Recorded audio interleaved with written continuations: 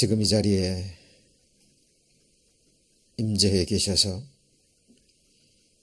우리의 찬양과 우리의 예배와 우리의 기도를 받으시는 주님, 감사합니다. 그 십자가 중한 고통 받으시고 그 흘려주신 보배로운 피로 우리 죄를 영원히 깨끗게 해주시고 하나님의 자녀 삼아주셨을 뿐만 아니라 우리 주님 다스리시는 그 나라에서 영생의 복을 누릴 수 있는 산 소망을 주신 것을 하나님 감사합니다.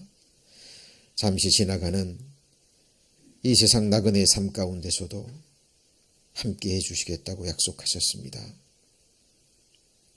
주님 나라에 들어갈 때까지 저희들의 삶의 걸음걸음들 곁길로 나아가지 않도록 하나님 지켜주시고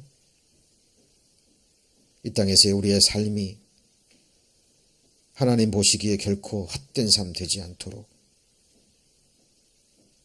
먹든지 마시든지 무엇을 하든지 오직 하나님만을 믿고 또 바라고 의뢰하며 하나님의 영광만을 위해 살아가는 저희들의 생애 순간순간 되기를 원합니다.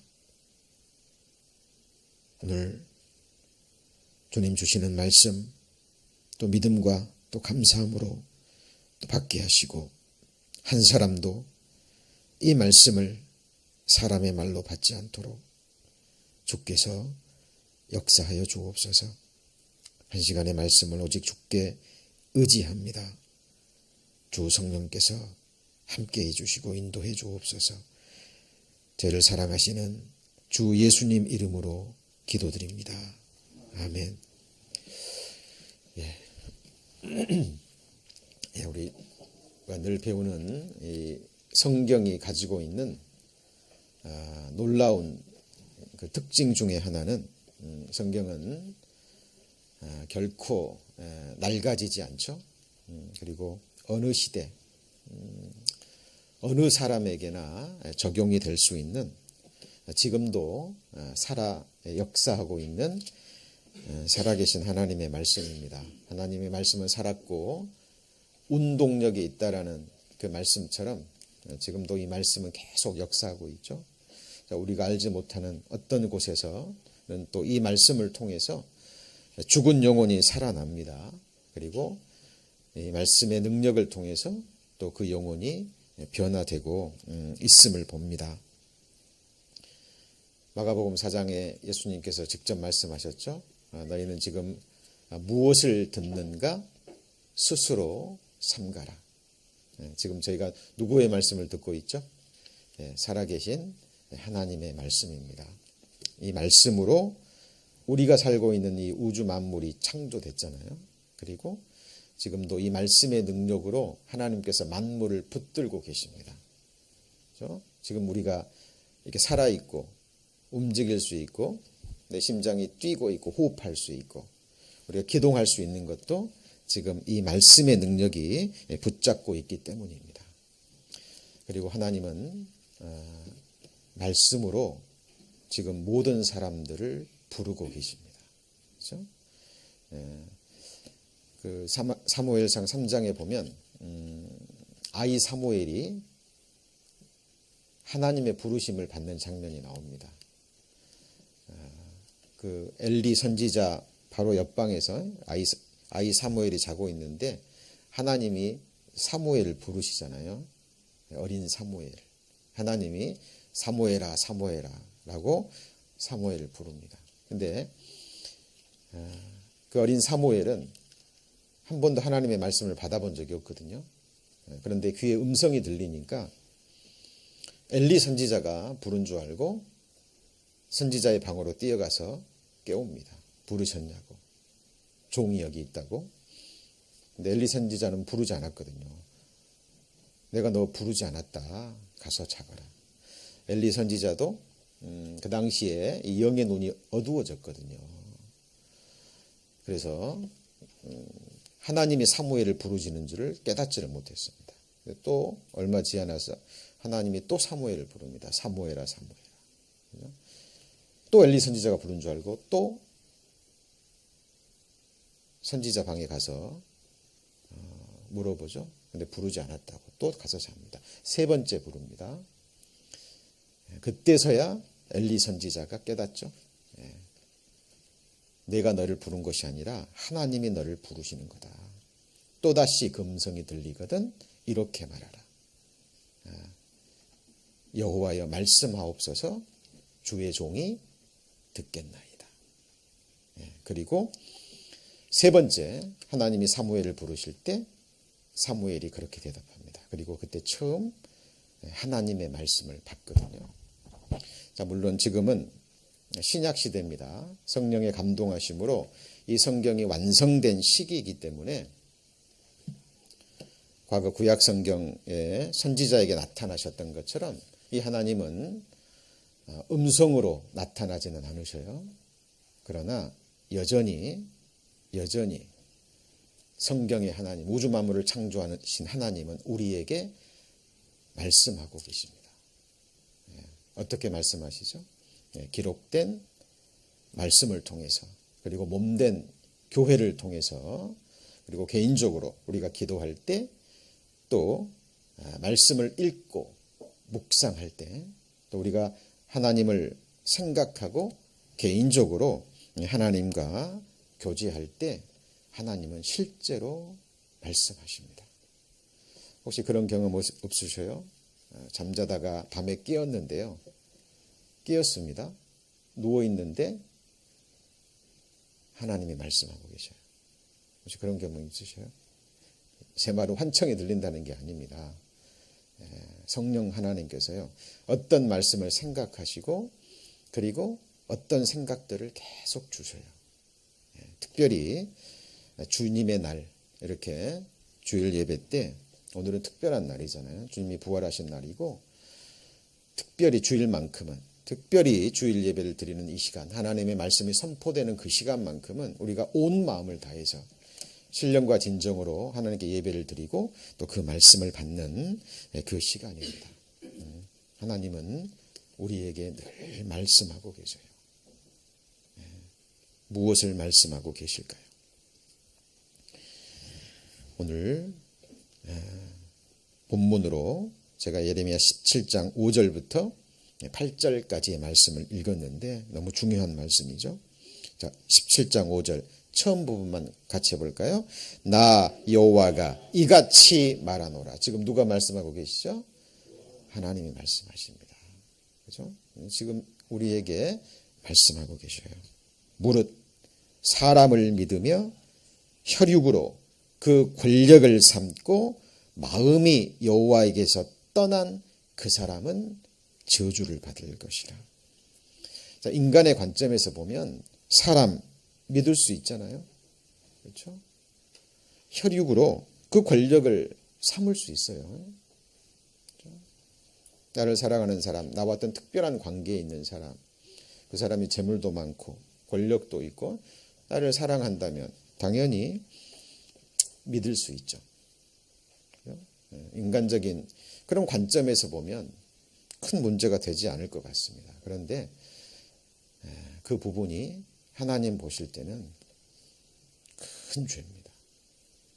그 사람은 하나님 앞에 저주를 받을 것이라고 이야기를 합니다. 이 세상에 살아있는 동안에 이런저런 문제가 있을 때 힘 있는 그 사람이 나랑 특별한 관계에 있는 혈육 관계에 있다든지 특별한 관계 속에서 나를 사랑하는 그 사람이 권력을 가지고 힘을 가지고 있고 재물을 가지고 있다면, 권세를 가지고 있다면 이 세상에 살아가는 동안 이러저러한 문제는 해결받을 수 있겠죠. 그러나 그것은 순간입니다. 인생이 가지고 있는 근본적인 문제, 그 문제는 어떤 인생도 해결할 수가 없습니다. 오늘 제가 아침에 묵상글 보내드렸는데 읽으셨어요?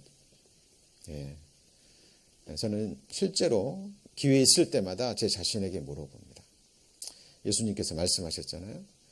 온 천하를 얻고도 네 목숨을 잃어버리면 무슨 소용이 있겠느냐. 그 말씀은 천하보다 한 사람의 목숨, 그 한 사람의 목숨은 내 목숨입니다. 천하보다 귀한 내 영혼, 나의 미래, 그리고 나의 영원한 운명. 저는 스스로에게 물어봐야 누구에게 맡길 것인가? 한번 여쭤보시죠. 물어보시죠, 스스로에게. 여러분은 여러분의 미래, 내 영혼, 나의 영원한 운명 누구 손에 맡기시겠습니까? 내 혈육 관계에 있는 나를 사랑하는 그 어떤 인생에게 맡기겠어요?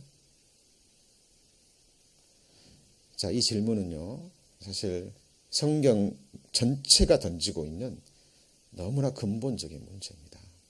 근데 이 근본적인 문제를 사탄은 자꾸 회피하게 만들어요. 회피하게 만듭니다. 그리고 눈에 보이는 이 세상에 살아가는 동안 이러저러한 작은 일들에 우리의 시선을 빼앗기고 마음을 빼앗기고, 그렇죠? 그래서 헛된 일에 생명과도 같은 이런 시간들을 사실 낭비하게 만들거든요. 그렇죠? 그 사람은 잠시 후면 6절에 기록된 것처럼 사막의 떨기나무 같아서 좋은 일에 오는 것을 보지 못합니다. 미래 일이죠. 사람은 미래에 좋은 일이 일어나기를, 장래에 잘 되기를 바라잖아요. 모든 사람이. 우리의 미래의 관계입니다. 그런데 마음이 하나님을 떠나고 하나님을 의뢰하고 의지하지 않는 그 사람은 미래에, 장래에 어떤 좋은 일에 오는 것도 보지 못한다는 겁니다. 진리입니다. 광야 건조한 곳, 경건한 땅, 사람이 거하지 않는 땅에 거하리라. 그렇죠? 그러나 이 7절부터 8절은 앞에 있는 내용과는 정반대, 대조되는 거죠. 성경을 읽으실 때요, 해석하시기 전에, 묵상하시기 전에 정확하게 관찰만 잘해도요, 중요한 것들을 발견해낼 수 있습니다. 앞에 부분과 완전 대조가 되잖아요. 7절 같이 읽습니다.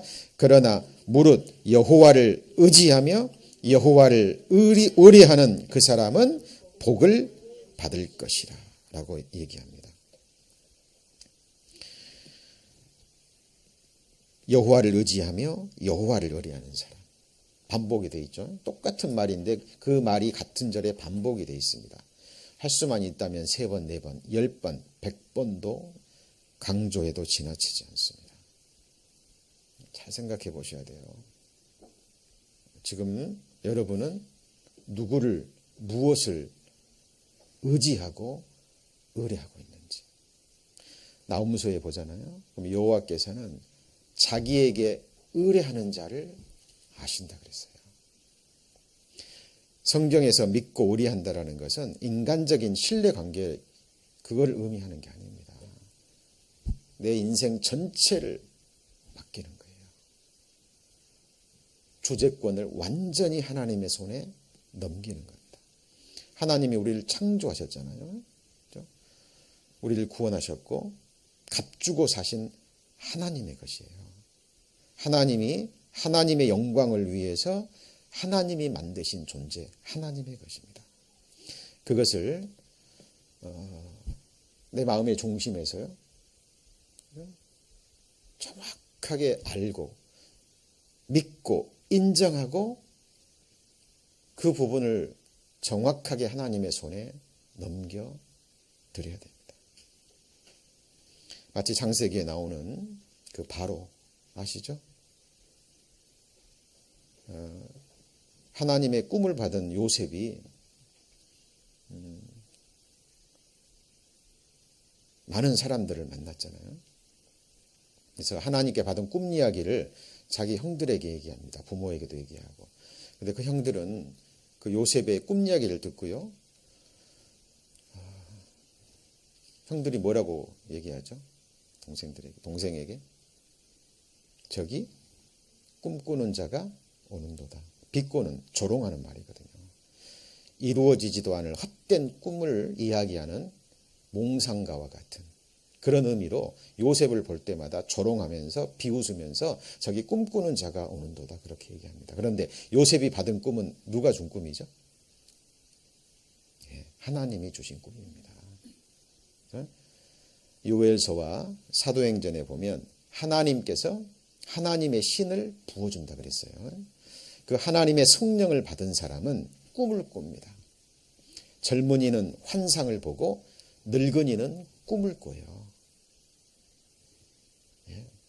하나님의 성령을 받은 사람의 특징입니다. 비전이라는 건 뭐죠? 나의 미래인 거예요. 영원한 장래. 묵시가 없으면 백성들이 방자히 행해요. 자기에 대한 미래가 없으면. 그죠? 형들은 동생의 꿈 이야기 하는 것을 보고요. 미워합니다. 그리고 구덩이에 던져버리고 팔아버리잖아요. 그죠? 지나가는 애굽으로 가는 그 상인들이 돈 몇 냥을 주고 그 요셉을 삽니다. 요셉이 누군지를 알지 못하는 거예요. 그죠? 애굽 상인들은 요셉을 그냥 물건 취급한 거예요. 그죠? 은 30냥에 사서 얼마 남겨놓고 파는 물건 정도로 생각합니다. 요셉이 누구죠? 보디발 장군 집에 종으로 팔려가잖아요. 보디발 장군은 요셉을 그냥 말 잘 듣는 아주 성실한 종으로 봤잖아요. 너무 성실하고 능력이 있으니까 나중에 이제 집사 위치까지 올려갑니다. 근데 거기까지예요. 그죠? 거기까지입니다. 문제가 생겨서 요셉을 오해하고 자기 아내를 강간하렸다는 그 잘못된 소식을 듣고 감옥에 던져버리잖아요. 간수장들도 요셉을 볼 때 그냥 성실한 죄수 정도로 생각합니다. 그 감옥으로 누가 들어오죠? 술 맡은 관원장, 그리고 떡 맡은 관원장이 죄수로 들어옵니다. 그리고 꿈을 해석해 주잖아요. 술 맡은 관원장은 요셉이 해석한 꿈대로 다시 복직이 됐어요. 그러나 또 요셉이 잊어버립니다. 어떤 문제가 생겼을 때 요셉을 잠깐 이용하고 자기 문제를 해결하고는 또 요셉을 잃어버립니다. 그러나 그것을 계기로 해서 요셉은 애굽의 총리 대신이 되는데 잘 생각해 보세요. 요셉을 만났던 많은 사람들과 그리고 애굽의 바로가 요셉을 대하는 모습 한번 생각해 보세요. 완전 다르잖아요. 바로는 자기 꿈을 해석해 주는 요셉을 보고요. 깨닫습니다. 뭐라고 깨닫죠? 하나님의 신에 이처럼 감동받은 사람을 우리가 어디서 찾을 수 있겠느냐. 이 사람은 정말 하나님의 사람이다. 하나님의 신에 감동받은 하나님의 사람이다. 라는 것을 깨달아요. 그리고 믿습니다. 그리고 거기서 끝나지 않아요. 자기 인장 반지를 빼서 요셉의 손에 딱 맡겨버립니다. 지금 이 순간부터 너보다 높은 것은 내가 아니고 내 보좌뿐이다. 그리고 전권을 요셉에게 맡고요. 너의 허락 없이는 애굽의 모든 사람이 수족을 놀릴 자가 없을 것이다. 정권을 맡깁니다. 이 바로가요. 이 믿음의 행위는 정말 대단한 겁니다. 묵상해 보세요. 과연 내가 바로라면 그럴 수 있을까? 이게 성경에서 말하는 믿음입니다. 하나님을 의뢰한다라는 것은 사람들이 오해해요. 그냥 이 세상 잠시 살아가면서 어려운 일이 있을 때, 힘든 일이 있을 때, 그죠? 하나님 도와주세요. 그 정도 의뢰하는 것으로 생각해요. 아플 때 병 낫게 해주시고, 내 사업 잘 되게 해주시고, 그리고 구원받은 사람도 이제 나 구원해 주셨으니까 이제 정말 그럴까요? 여호와 성경의 하나님 우리의 반석이 되십니다. 모든 것의 근원이 되셔요. 우리의 존재의 근원입니다. 우리의 모든 것이에요. 지금은 잘 모릅니다. 그런데 모든 인생들이 하나님이 허락하신 한평생의 생을 마치고 주님 앞에 갔을 때 드러날 겁니다. 그 사람이 하나님을 어떻게 생각하고 그리고 어떤 관계 속에서 살았는지, 하나님을 의뢰한다라는 것의 의미가 무엇인지 우리는 성경을 통해서 계속 확인하시고요. 그리고 성경 속의 믿음의 사람들과 내 자신을 늘 비교해 보셔야 돼요. 그리고 점검하셔야 됩니다. 거기 8절에 보면 그는 물가에 심기운 나무가 뿌리를 강변에 뻗치고 더위가 올지라도 두려워 아니하며 그 잎이 청청하며 가무는 해에도 걱정이 없고 결실이 그치지 아니함 같으니. 자, 하나님을 의뢰하는 사람을 뭐로 표현했죠? 물가에 심기운 나무, 강변에 심기운 나무로 표현을 해요. 그죠? 그래서 가뭄이 와도 그 나무는 두려워하지 않죠? 왜요? 강변에 뿌리를 뻗친 나무이기 때문에 그 강에서 계속 수분을 받아들여서 때를 따라 열매를 맺히거든요. 그죠? 근데 이것도 오해하시면 안 됩니다. 이건 비유의 말씀이에요. 비유의 말씀이에요. 자, 그러면 강은 안 마른가요? 강 말라요, 안 말라요? 강도 마릅니다. 이건 비유의 말씀이에요. 자, 욥기서 8장을 한번 보시죠. 욥기서 8장.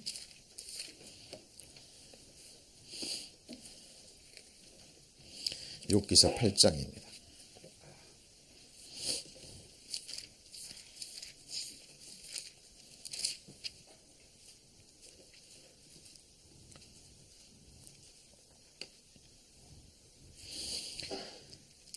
욥기서 8장 8절 한번 같이 읽습니다.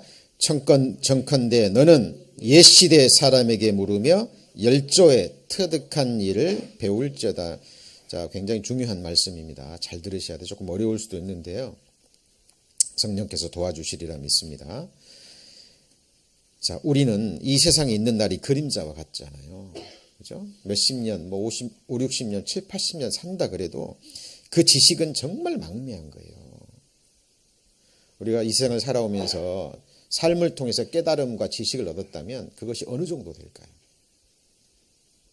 우리가 하나님의 말씀을 듣고 성경을 읽는 것은 열조의 터득한 일, 믿음의 열조가 깨달은 그 중요한 진리들을 깨닫고 내 믿음의 삶에 적용하기 위해서입니다.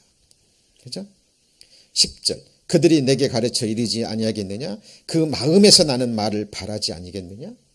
자, 11절부터 한번 보시면 왕골이 진펄이 아니고 나겠으며 갈대가 물 없이 자라겠느냐? 자, 왕골, 갈대 아시죠? 자, 인간은 갈대와 같은 존재죠. 그죠? 연약한 존재입니다. 이 갈대, 왕골이 무엇에 의지합니까? 진펄은 뭐 개펄 같은 거예요. 그 물이 있고 진흙 같은 곳에, 그죠? 강이 있는 곳에 갈대가 자라잖아요. 그렇죠?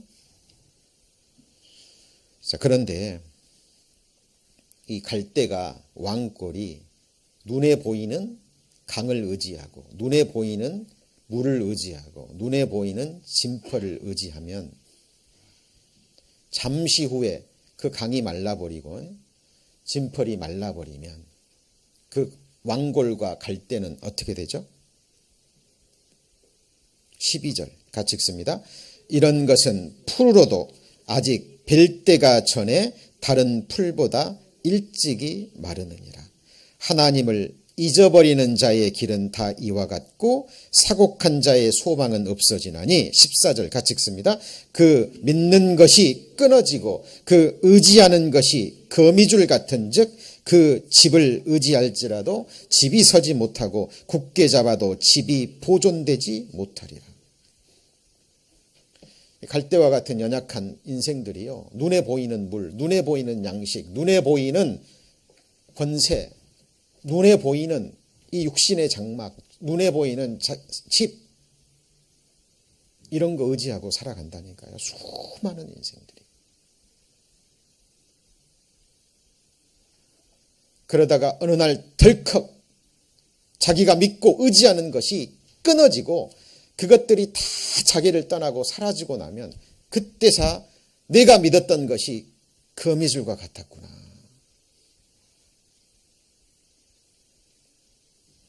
당황하게 될 겁니다. 얼마나 당황할까요? 이 사람은 자기 미래에 대해서, 자기 영원한 운명에 대해서요, 자기가 영원히 구할 것에 대해서 아무런 준비가 안 된 거예요. 우리 거듭난 그리스도인들도요, 준비가 되셨다 할지라도 이 준비가 정말 철저한 것인지 생각하셔야 됩니다. 이거는 개인적인 문제예요. 개인적인 문제입니다. 이스라엘 백성들이요, 눈에 보이는 양식을 의지하니까 하나님이 그 양식을 딱 끊어버리고 기근을 내립니다. 아시죠? 그리고 애굽에서 400년 동안 고난을 당해요. 하나님은 우리에게 복 주시길 원하는데 최고의 복이 하나님을 의뢰하고 또 하나님을 경외하는 자에게 주어지거든요. 그래서 인생들에게 복을 주기 위해서 하나님은 그렇게 우리 인생들을 몰아가십니다. 그죠? 그래서 특히 이제 믿음이 있는, 저자씨만한 믿음이 있고 하나님을 찾는 그 사람들은 더욱더 이렇게 몰아가셔요. 잘 보세요. 저의 생애를 돌아봐도 그렇습니다. 나는 잘 몰라요. 나는 잘 모릅니다. 그런데 하나님은 아시거든요. 언제 깨닫냐면 내가 의지하고 있던 것들을 하나님이 앗아가실 때, 내가 의지하고 있던 것들이 하나씩 무너져 갈 때 그때 깨닫습니다. 내가 이것 의지했었구나. 네. 하나님의 말씀은 실상입니다. 그렇죠? 잘 보셔요. 여러분 생애 가운데. 지금까지 여러분에게 과거에 있었는데 지금 내게 없는 것들. 왜 그랬을까요? 예, 하나님만 의지하라고. 우리의 소망은 오직 하나님께만 있다라는 것을 하나님은 이론이 아니라 그리스도인의 평생의 삶 가운데 이거 하나 깨닫게 해주시기를 원하시는 거예요. 눈에 보이는 양식, 눈에 보이는 물, 눈에 보이는 강, 그죠? 그런 것들은 결코 우리의 의지가 될 수 없습니다. 이 성경에서 말하는 강은 비유로 나오는 강가에 심은 나무 할 때 그 강은 이것을 의미합니다. 요한복음 7장입니다. 요한복음 7장.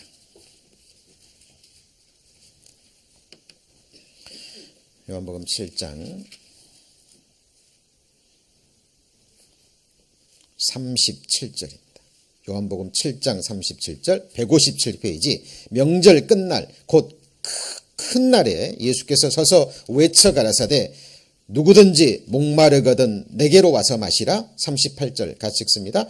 나를 믿는 자는 성경의 이름과 같이 그 배에서 생수의 강이 흘러나리라 하시니. 사람은 물 없이는 살 수 없잖아요. 이 세상에 물 없이 살 수 있으세요? 이 세상의 문화는 반드시 강 옆에서 문화가 형성이 됩니다. 아시잖아요. 물은 이 육신의 생명을 이어가는데 필수적인 존재예요. 필수적인 것입니다. 그렇죠? 지금 우리는 미국이라는 땅에서 이런 것들이 부족함이 없이 풍족하게 공급되니까 그렇죠. 어떤 일이 벌어져서 며칠만 이것이 공급이 안 돼 보세요. 큰일 나는 겁니다. 그런데 이것은 눈에 보이는 물이고 그건 언젠가 마른다니까요. 정확하게 우리가 믿는 대상은 성경이 증거하는 예수 그리스도여야 됩니다. 나의 창조주, 나의 구주, 전능자. 그것을 여러분 스스로 하나님 앞에서 확인하셔야 되고요. 이것을 매일 매순간 점검하며 두들려보고 그리고 이 생을 정말 조심스럽게 주님과 함께 동행하셔야 돼요. 그렇죠? 이것을 성경은 우리에게 말씀하고 계시는 겁니다. 그런데 성경은 아무나 하나님을 의뢰할 수 있는 것이 아니라고 얘기합니다. 가장 먼저는 하나님과 정확한 관계가 맺어져야 돼요. 관계. 예를 들어 볼까요? 지금 미국에 사는 사람 중에 정말 어려운 사람 많이 있을 겁니다. 홈리스도 있고, 좀 돈 때문에, 그렇죠? 뭐 병 때문에 힘들어하는. 미국의 대통령이 누군가요? 트럼프. 권세도 있고. 대통령이 되기 전에도 그 사람은 뭐 부자 중에 부자잖아요. 근데 내가 어렵다 그래서 지금 미국의 가장 힘있고 권세 있는 트럼프 대통령의 도움을 구하면 도와주나요? 도와줘야 안 도와줘요? 연락조차 불가능합니다. 만날 수도 없고. 그렇죠? 우리가 시민권자고 그 사람은 미국의 대통령이라 할지라도요. 법이 정한 한계에서 어떤 호소는 할 수 있지만 내가 개인적으로 어렵다 그래서 어떤 도움도 받을 수 없어요. 왜요? 트럼프와 나는 아무 관계도 없거든요. 실질적인. 그죠? 이와 같은 문제가요. 성경의 하나님과도 직접 연결이 된다니까요. 그런데 예를 들어서 트럼프의 그 막내 아들, 누뚱이 아들이 있다 그러죠. 70이 넘었는데 이제 10대 초반이라고 그러는데 그 아들에게 문제가 생기면 어떨 것 같아요? 도와달라고 말하기 전에 도와줄 뿐만 아니라 그 아버지가 육신의 아버지가 자기 아들에게 할 수 있는 모든 일을 할 겁니다. 왜요? 자기 속에서 나온 자기 생명 연결된 자기 아들이기 때문에. 이처럼 성경의 예수 그리스도와 나와의 정확한 관계가 맺어져야 됩니다.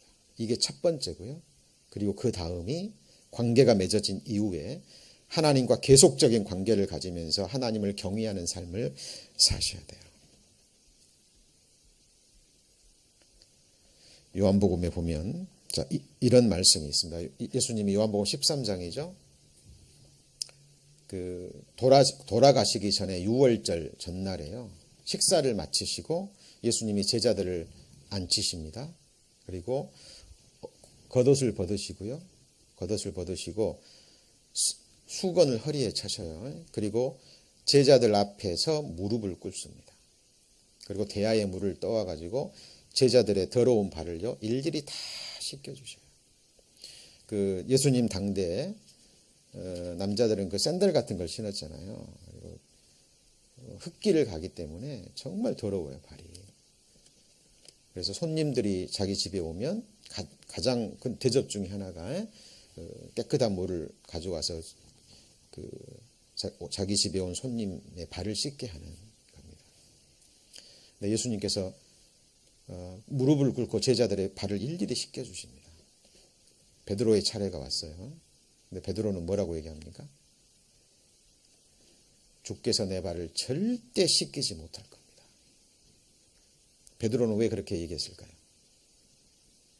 베드로는 예수님이 누구신지 알았잖아요. 선생이시요 주가 되신 분인데 정말 높으신 분인데 나는 제자고 어떻게 선생이 제자의 발을 씻기냐고. 그때 예수님이 뭐라고 얘기하죠? 요한복음 13장 한번 보시죠. 요한복음 13장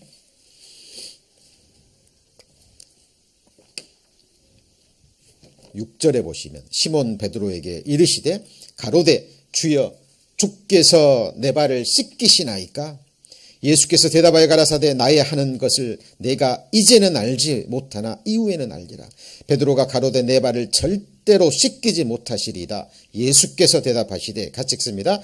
내가 너를 씻기지 아니하면 네가 나와 상관이 없느니라.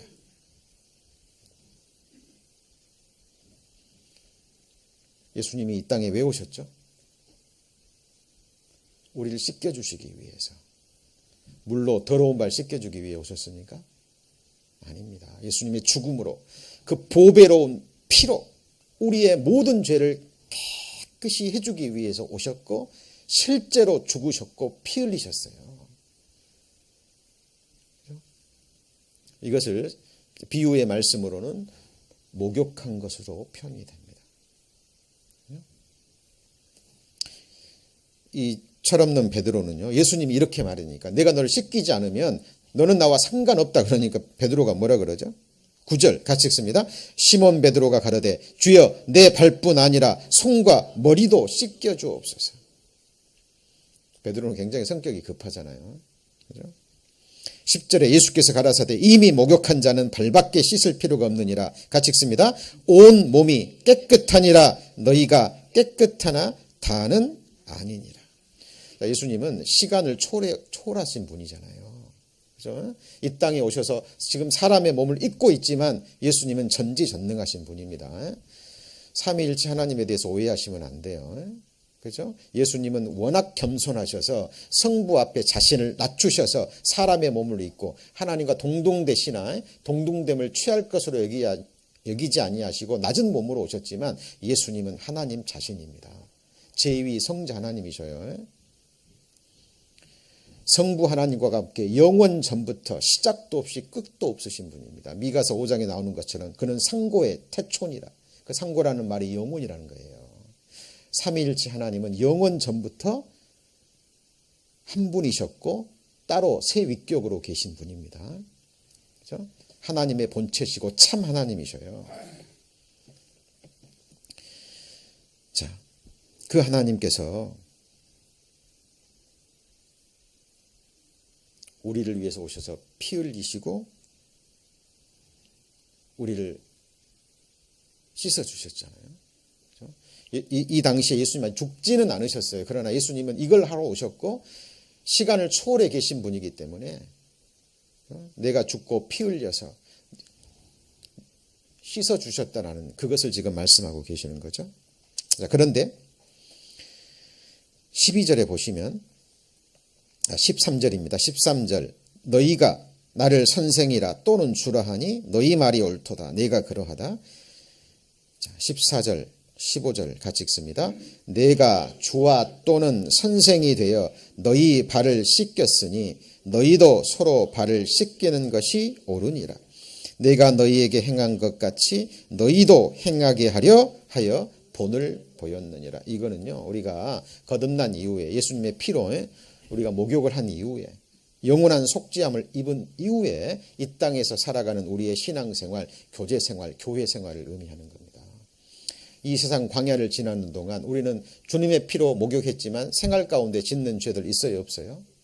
있습니다. 우리의 교제생활은 이렇게 서로가 서로를 발을 씻어주는 신앙생활이 돼야 돼요.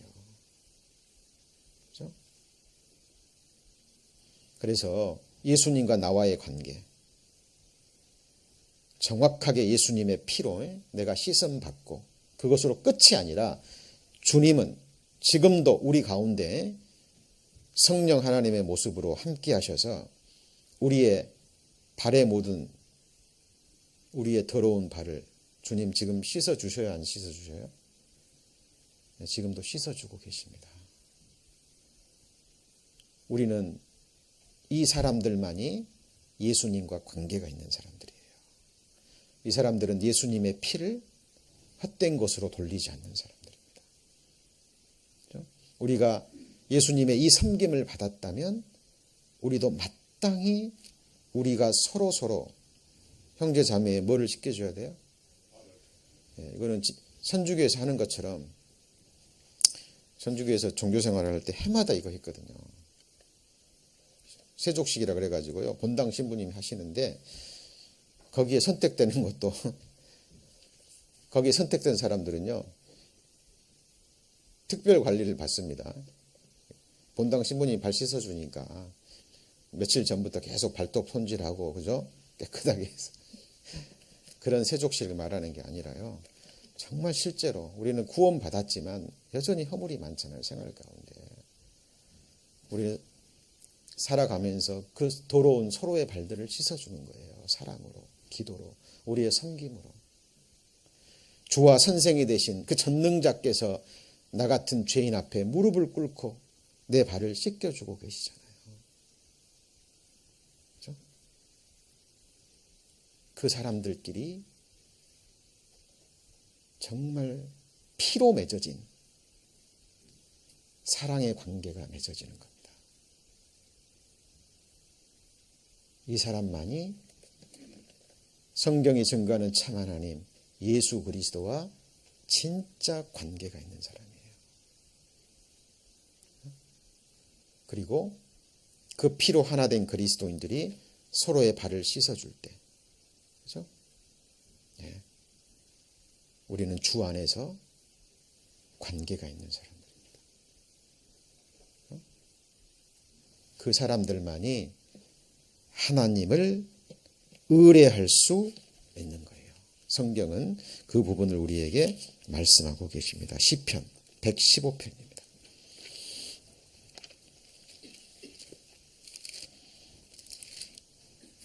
115편 11절입니다. 시편 115편 11절.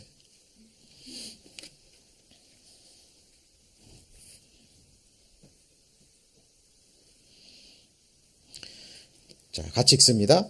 여호와를 경외하는 너희는 여호와를 의지하라. 그는 너의 도움이시요 너의 방패시로다. 자, 마음에 새겨주셔야 될 것이 있는데요. 여호와를 의뢰하고 의지하기 전에 항상 먼저 생각할 것이 나는 여호와를 경외하고 있느냐 그 말이에요. 그렇죠? 이거 생각하셔야 되고 내가 여호와를 경외하는 자인가 생각하기 전에 조금 전에 배운 나는 주님의 피로 씻김을 받은 적이 있고 그 주님이 지금도 생활 가운데 짓는 그런 더러운 죄들을 예수님께서 내 발을 씻겨주고 계시는가 신앙생활하는 동안에 형제 자매들을 통해서 이 두 가지 항상 생각해야 됩니다. 내가 씻음 받았고 자, 발을 씻는다는 것은 다른 말로 하면 성화되는 삶입니다. 계속적인 주님의 피는 영원한 속죄를 이루었을 뿐만 아니라 지금도 역사하셔서 양심으로부터 죽은 행실에서 깨끗게 한다 그랬잖아요. 맞죠? 그리고 피의 마지막 능력은 살아계신 하나님을 섬기게 만들어요. 살아계신 하나님을 어떻게 섬겨요? 보이지 않는데. 교회를 다른 말로 하면 주님 피로 사신 형제 자매들을 섬김으로 눈에 보이는 형제를 섬김으로 살아계신 하나님을 실제로 섬기는 거예요. 먼저가 있고 나중에 있어요. 그렇죠? 하나님은 질서의 하나님입니다. 한 가지 여쭤보죠. 작은 것에 충성치 않아요. 큰 것에 충성할 수 있습니까? 있어요, 없어요?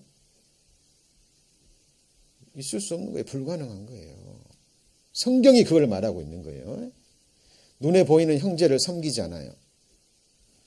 보이지 않는 하나님 어떻게 섬깁니까? 하나님 그런 섬김 받지 않으신다니까요.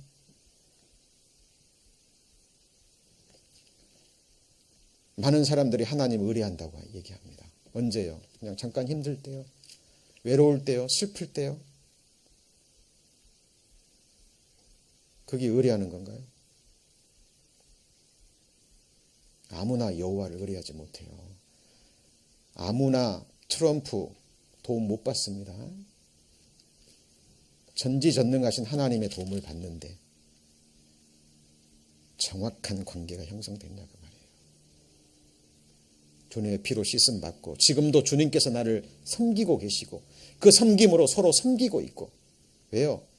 그 거룩함이 완전히 이루어진 세상이 천국이거든요. 그죠? 그 사람들이 주님의 피로 그리고 서로가 서로를 발을 씻김으로 거룩해 된 자들이 천국 가서도 이 세상에서 했던 그 삶을 그대로 이어가는 거예요.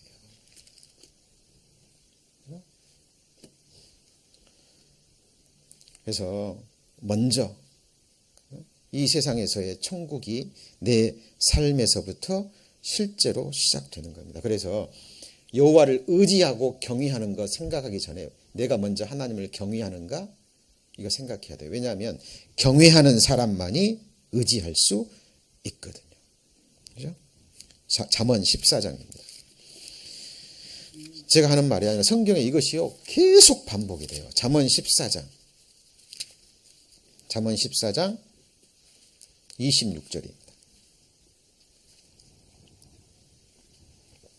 잠언 14장 26절 같이 읽습니다. 여호와를 경외하는 자에게는 견고한 의뢰가 있나니 그 자녀들에게 피난처가 있으리라. 그러면 여호와를 경외하지 않는 자에게는요.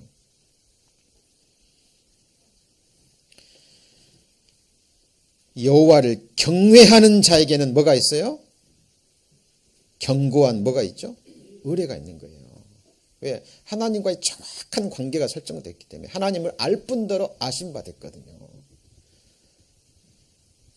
이 사람은 언제든지 기도합니다. 하나님 도와주세요. 하나님 주세요. 인도해 주세요. 정말 맡길 수 있는 거예요. 내 정권을. 욥기서 4장 6절입니다. 욥기서 4장 6절. 욥기서 4장 6절.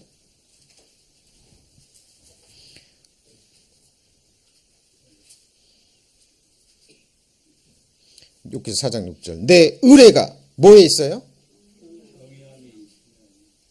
지금 한두 번 반복되는 게 아니죠. 의뢰와 경외함이 항상 같이 가는데 먼저 가는 게 뭐예요? 경외라니까요. 경외보다 먼저 누가 경외해요? 하나님이 나를 위해 죽으셨다라는 사실, 전능자가. 그 하나님이 지금도 나를 씻어줄 뿐만 아니라 이 광야의 삶 가운데서도 나와 함께 계셔서 내 더러운 발을 계속 씻어주잖아요. 그걸 보고 있잖아요. 그 하나님 사랑하지 않을 수 있겠습니까? 그 하나님 경외하지 않을 수 있겠어요? 그 하나님 섬기지 않을 수 있겠습니까? 사람은 인격이 있기 때문에요. 인간끼리의 관계 중에서 누가 내게 친절을 베풀어주고요. 정말 내게 사랑을 베풀어주고 그러면 그 은혜를, 그 사랑을 갖고 싶은 마음이 있어요. 진심으로. 그렇잖아요. 특별히 내가 어려울 때, 내가 정말 힘들 때 나와 함께 있어주고 나랑 함께 그 고통의 자리를 지켜준 그런 사람이 있다면 말은 하지 않더라도요. 내 마음속에 정말 귀하게 자리 잡습니다. 그렇죠?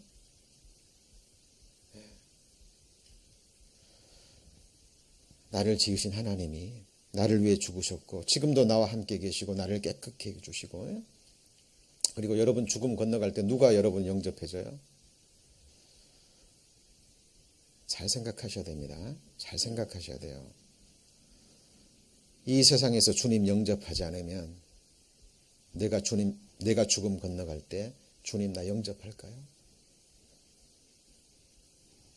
근데 보이지 않는 주님 어떻게 영접해요?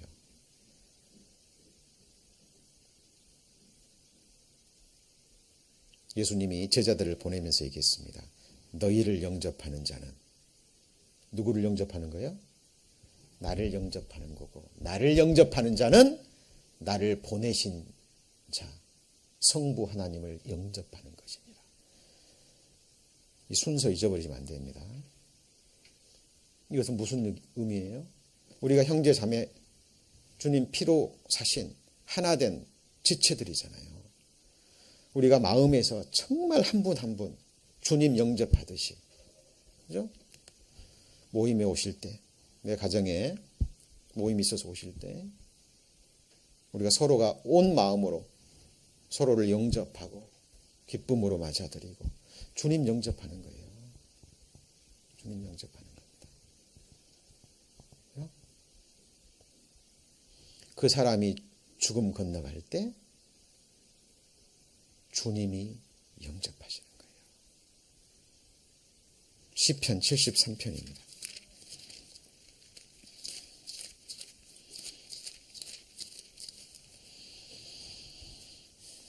시편 73편 24절. 시편 73편 24절 같이 읽습니다. 주의 교훈으로 나를 인도하시고 후에는 영광으로 나를 영접하시리니 하늘에서는 주 외에 누가 내게 있으리요 땅에서는 같이 읽습니다. 주밖에 나의 사모할 자 없나이다. 근데 이 주님이 형제자매 안에 거하시잖아요. 모임 가운데 임재해 계시잖아요.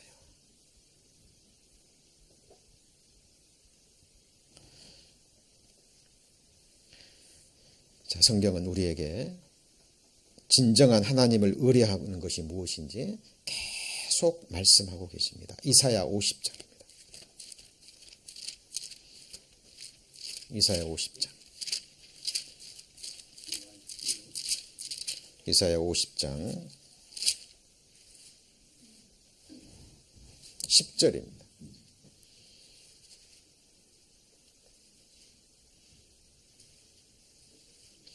이사야 50장 10절. 너희 중에 여호와를 경외하며 그 종의 목소리를 청종하는 자가 누구냐? 흑암 중에 행하여 빛이 없는 자라도 같이 읽습니다.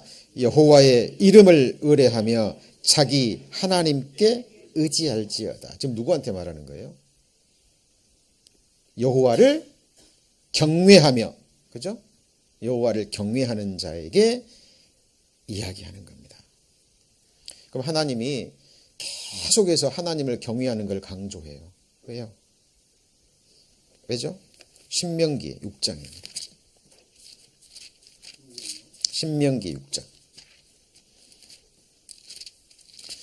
자, 이 길만이요, 땅에서도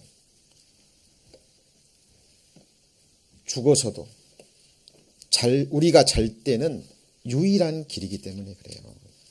우리가 복받을 수 있는 유일한 길입니다. 24절, 6장 24절. 여호와께서 우리에게 이 모든 규례를 지키라 명하셨으니 이는 우리 하나님 여호와를, 그 다음 뭐예요? 경외하여 언제요? 항상 복을 누리게 하기 위하심이며, 또 우리 여호와께서 우리로 오늘날 같이 뭐죠? 생활하게 하려 함이라. 우리 일상의 생활, 우리의 구체적인 이 땅의 삶과 직접 연결이 됩니다. 에녹은 300년 동안 자녀를 낳으며 하나님과 동행했어요. 자녀를 낳는 게 뭡니까? 구체적인 이 땅에서의 생활이에요. 그죠? 많은 사람들이 잘 되기를 바랍니다. 복 받기를 바라요. 근데 그 복이 이 세상적인 복이 아니잖아요. 이 세상적인 복과 함께 누구도 앗아가지 못할 영원한 복을 말하는 거예요. 그렇죠? 이 복 받으셔야 돼요. 왜냐하면 하나님이 주기로 작정하셨고 그 복을 주기 위해서 아들까지 버리셨거든요. 그렇죠? 전도서 8장입니다. 전도서 8장 12절입니다. 12절. 예, 전도서 8장 12절.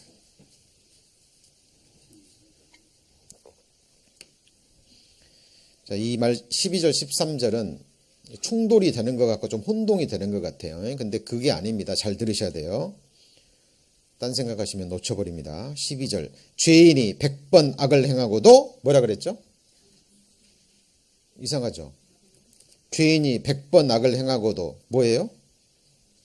장수하거니와. 성경이 잘못됐습니까? 아닙니다. 그 다음 읽어보시죠.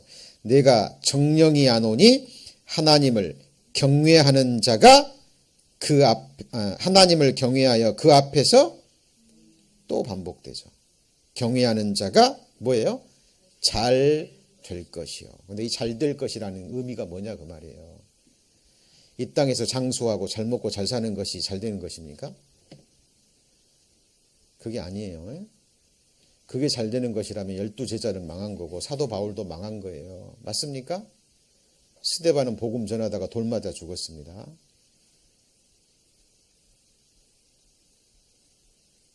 욥기서와 시편에 기록되잖아요. 100번 악을 행하고도 이 땅에 장수하고 죽을 때도 고통 없이 죽고 자식들도 잘 되고 짐승도 잘 돼요. 그러다가 경각간에 어디로 가요? 음부에 간다니까요. 7, 80의 생에 부귀 영화를 누리면 뭘 누릴 거예요? 순간 지나갑니다. 지금 이번 주가 12월 첫째 주죠. 맞죠? 1년 금방 지나갔죠? 앞으로의 시간들은 더 빨리 지나갈 겁니다. 한 치 앞을 몰라요. 한 치 앞을 모릅니다. 어제 한국에서 영종인가요? 낚시하러 갔다가 낚싯배 아시죠? 낚시하러 갔다가 큰 배에 부딪혀가지고요. 13명인가 죽었죠? 한순간에. 프리웨어 다녀보시면 알잖아요. 매일 교통사고 봅니다.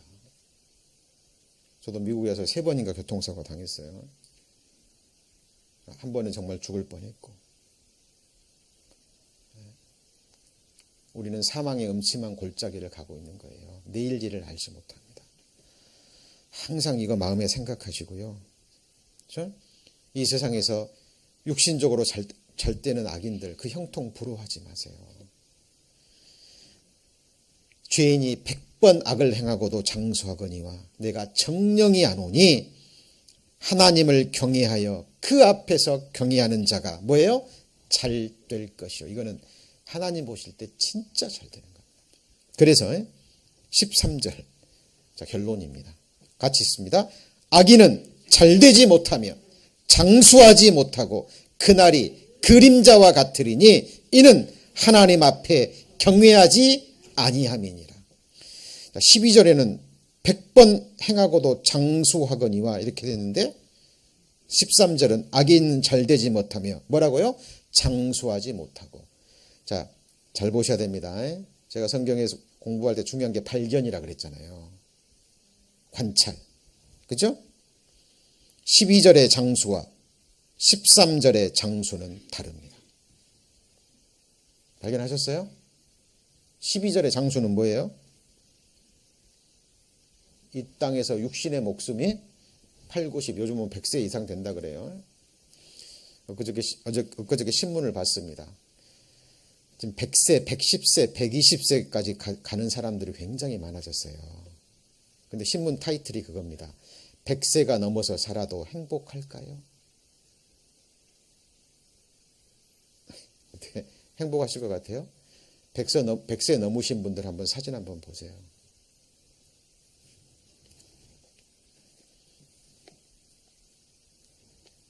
(12절의) 장수와 (13절의) 장수는 다릅니다. 같이 해보시죠. 영영한 장수.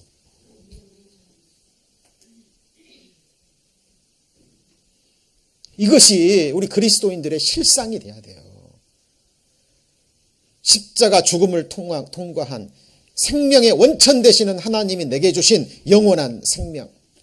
성경은 말합니다. 그리스도인들에게 영원한 생명이 있다라는 것을. 맞죠?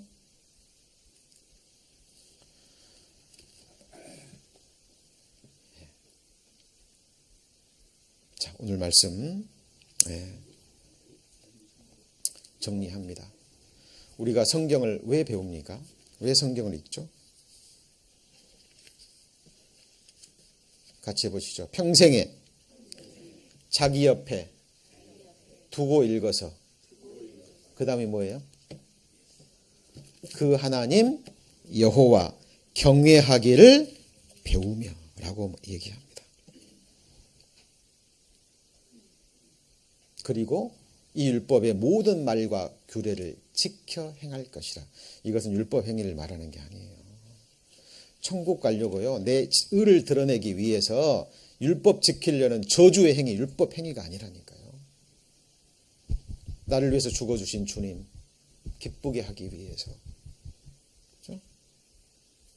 그 하나님 섬기기 위해서. 내가 사랑하는 사람 기뻐하기를 원하잖아요. 그렇죠? 나를 위해 죽어주셨는데 무엇을 못 드리겠습니까? 무엇을 못 하겠습니까? 이 사랑받은 사람은요, 정말 시편 기자처럼 그렇게 고백해요. 내게 주신 여호와께서 내게 주신 은혜를 내가 무엇으로 보답할고,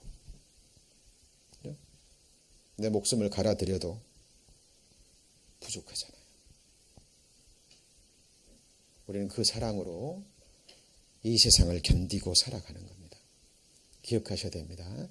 우리가 주님의 이름으로 모일 때 왜 모이는지. 그냥 잠깐 세상 종교인들처럼 잠깐 예배 드리고 하나님 잊어버리고 세상 죄악 가운데 사는 그런 게 아니에요. 오늘 마지막 말씀입니다. 신명기 4장.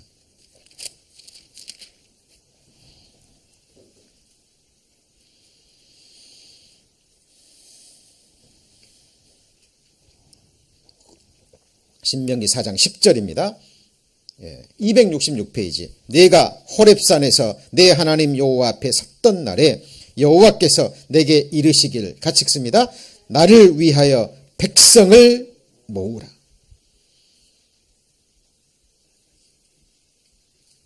하나님이 하나님의 백성을 만드신 것은 하나님의 영광을 위해서입니다. 하나님의 백성이라는 것 최고의 영광이에요. 성도, 거룩한 성도, 다른 말로 하면 하나님 나라의 백성, 천국의 시민권자. 나를 위하여 나를 백성을 모으라. 내가 그들에게, 같이 읽습니다. 내 말을 들려서 그들로, 언제요? 세상에 사는 날 동안. 세상에 사는 날 동안 주님 경외함 배우지 않으면 영원히 경외하지 못합니다. 천국이 어떤 삶인데요? 하나님 눈앞에서 하나님의 얼굴을 보고 영원히 하나님을 경외하며 그 하나님을 기쁘게 섬기는 삶이에요. 그 사랑으로 백성들끼리 서로 사랑하고 섬기고 영원한 기쁨의 장소입니다. 이 세상에 사는 동안 하나님 경외하는 것 배우지 못하면 영원히 배우지 못해요. 그 사람에게 성경에 기록된 모든 축복이 임합니다. 그리고 우리 자녀들에게 가르쳐야 됩니다. 주님 오시는 날까지 교회가 존재해야 되는 이유예요. 나 경외함을 배우게 하며, 같이 읽습니다. 그 자녀에게, 그 다음 뭐예요? 가르치게 하려 하노라. 내 자녀가 사랑하신다면 반드시 이렇게 하셔야 됩니다. 부모가 자식을 사랑하는 가장 잘 사랑하는 방법이에요. 하나님 경외하는 것, 하나님 섬기는 것 가르쳐 주셔야 됩니다. 왜요? 내 자식의 생명을 주신 분이잖아요. 죽고 상하는 것, 흥하고 망하는 것, 병들고. 경험 있으시죠? 저도 두 아들 키우면서요, 아플 때가 정말 많았어요. 방법 없습니다. 하나님 앞에 무릎 꿇고 기도하는 수밖에. 꼭 그런 일 보잖아요. 그러면 그런 일이 있고 나서 기도하면 꼭 하나님이 깨닫게 해주셔요.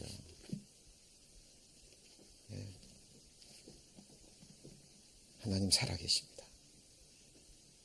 살아계십니다. 오늘 말씀의 제목이 뭡니까? 여호와를 의지하고 여호와를 의뢰하는 그 사람. 그 사람이 어떤 사람인지, 그리고 그 사람이 바로 내가 되어야 됩니다. 기도하시겠습니다. 하나님, 주님 주신 말씀 마음에 새기길 원합니다. 애굽의 바로가 하나님의 신에 감동된 요셉에게 인장반지를 끼워주며 정권을 맡겼듯이 하나님의 본체 되시는, 참 하나님 되시는, 우리의 생명 되시는 주님께 우리 인생의 정권을 맡겨드립니다.